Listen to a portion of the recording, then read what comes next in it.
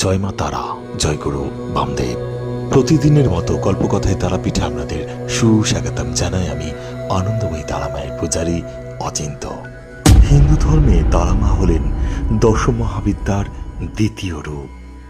তিনি মূলত জ্ঞান, মুক্তি এবং যে কোনো উগ্র বা ভীষণ বিপদ থেকে রক্ষার প্রতীক। ভক্তদের সকল প্রকার বিপদ, জটিল বাধা এবং অন্ধকারের হাত থেকে রক্ষা করেন, তাই তাকে উগ্রতারাও বলা হয়। জয় মাতা, জয় মা, জয় মাতা,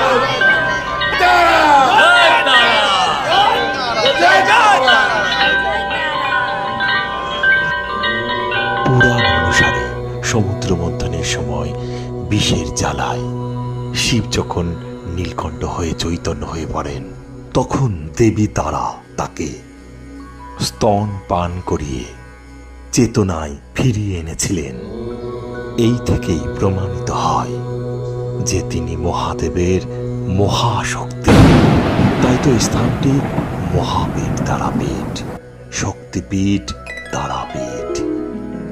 তারামায়ের ভক্ত আমার পরিচিত ভাইরা আজ কলকাতা থেকে এসেছে এবং তারামাকে শীতল ভোগ দিয়ে তারা পুজো দিলেন।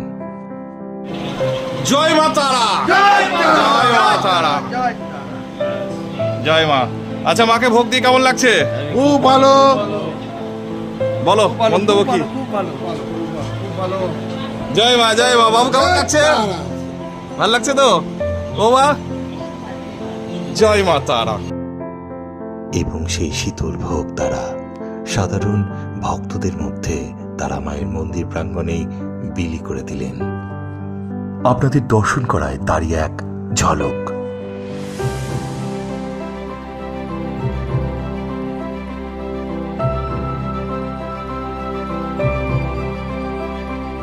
এবার আপনাদের নিয়ে এসেছি চন্দ্রচূড় ভৈরবের গর্ভগৃহে, যেখানে বাবার সাথে মাও বিরাজমান। তো বন্ধুরা, গল্পকথায় তারাপীঠ আজ এই পর্যন্ত। আনন্দময়ী তারামায়ের কৃপায় মহা আনন্দে থাকুন। জয় মা তারা, জয় মা।